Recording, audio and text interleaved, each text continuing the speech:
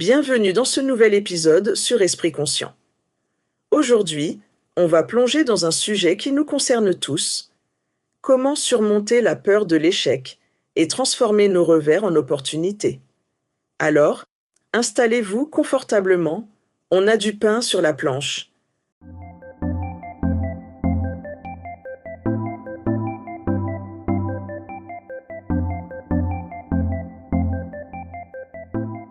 Vous savez, l'autre jour, je discutais avec ma sœur. Elle venait de rater un examen important et elle était complètement abattue. Ça m'a fait réfléchir à combien la peur de l'échec peut nous paralyser. Mais voilà le truc. L'échec, c'est normal. C'est même nécessaire. Prenons l'exemple de Vera Wang. Vous connaissez ? C'est une des plus grandes créatrices de robes de mariée au monde. Mais savez-vous qu'avant ça, elle a échoué à se qualifier pour l'équipe olympique de patinage artistique et qu'ensuite, elle n'a pas réussi à devenir rédactrice en chef de Vogue. C'est seulement à 40 ans qu'elle s'est lancée dans la mode. Imaginez si elle s'était arrêtée à ses premiers échecs. Alors, comment peut-on surmonter cette peur qui nous freine ? Voici quelques stratégies que j'ai pu tester moi-même et que je trouve particulièrement efficaces. Changez votre perspective sur l'échec. Imaginez que vous apprenez à faire du vélo. Vous tombez, vous vous relevez, vous réessayez. C'est exactement pareil dans la vie. Chaque échec est une leçon qui vous rapproche du succès. Fixez-vous des objectifs réalistes. Ne visez pas la lune tout de suite. Commencez petit. Célébrez chaque victoire. C'est comme ça qu'on construit la confiance. Pratiquez l'exposition progressive. J'ai une amie qui avait peur de parler en public. Elle a commencé par s'exprimer devant son miroir, puis devant sa famille, puis dans un petit groupe. Aujourd'hui, elle donne des conférences devant des centaines de personnes. Analysez vos échecs. Après chaque revers, posez-vous ces questions. Qu'est-ce qui n'a pas marché ? Pourquoi ? Que puis-je faire différemment la prochaine fois ? C'est comme ça qu'on progresse. Maintenant, parlons un peu de la méthode Fail Fast. C'est une approche qui consiste à échouer rapidement et souvent, mais à petite échelle, pour apprendre et s'améliorer.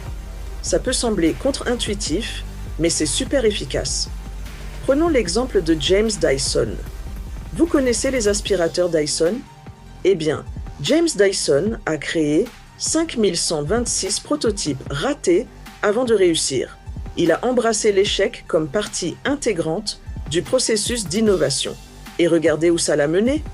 La méthode Fail Fast vous aide à réduire les risques en testant rapidement vos idées, apprendre plus vite de vos erreurs, développer votre résilience face à l'échec, rester focalisé sur l'action plutôt que la perfection. C'est un peu comme si vous pratiquiez du sport.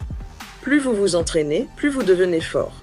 Eh bien, avec le Fail Fast, plus vous échouez de manière contrôlée, plus vous devenez résilient et innovant. Maintenant, parlons un peu de l'importance de prendre du recul après un échec. Vous savez, c'est comme quand vous jouez aux échecs. Parfois, il faut reculer d'un pas pour mieux voir l'ensemble du plateau. Faire une pause après un échec vous permet de réduire le stress, respirer, méditer, aller faire une balade en nature. Ça vous aidera à voir les choses plus clairement. Analysez la situation objectivement. C'est le moment de réfléchir sans être submergé par les émotions. Renouvelez votre stratégie. Peut-être que votre approche initiale n'était pas la bonne. C'est l'occasion de trouver un nouveau chemin. Prenons l'exemple d'Arianna Huffington. Avant de créer le Huffington Post, elle a essuyé 36 refus d'éditeurs pour son deuxième livre. Mais au lieu de se décourager, elle a pris du recul, a analysé la situation et a persisté. Son livre a finalement été publié et est devenu un best-seller. Enfin, n'oubliez pas l'importance de vous détacher émotionnellement de vos échecs. Je sais, c'est plus facile à dire qu'à faire. Mais voici quelques astuces. Acceptez vos émotions. C'est normal d'être déçu ou frustré. Vivez ces émotions, puis laissez-les partir. Concentrez-vous sur le processus, pas sur le résultat. Comme disait le philosophe Épictète, il y a des choses qui dépendent de nous et d'autres non. Entourez-vous de soutien. Parlez à vos amis, votre famille.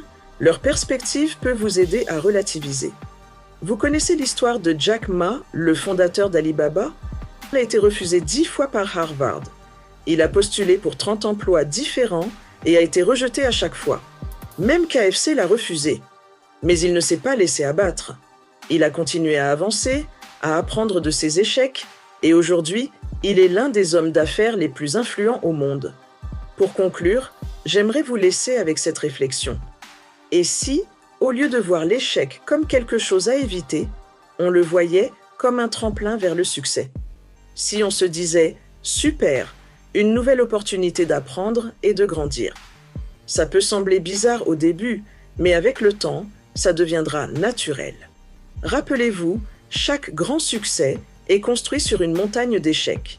Steve Jobs a été viré de sa propre entreprise avant de revenir et de faire d'Apple ce qu'elle est aujourd'hui.